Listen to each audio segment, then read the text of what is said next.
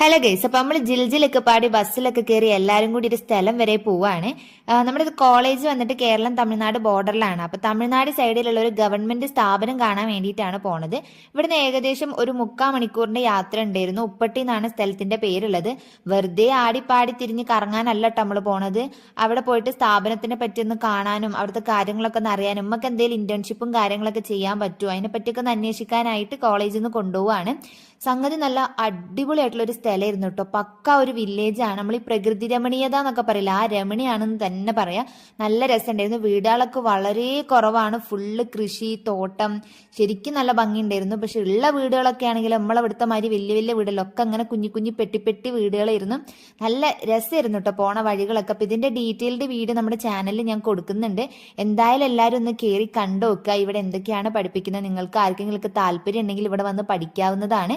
അപ്പം ഇത്രയൊക്കെ ഉള്ളൂ.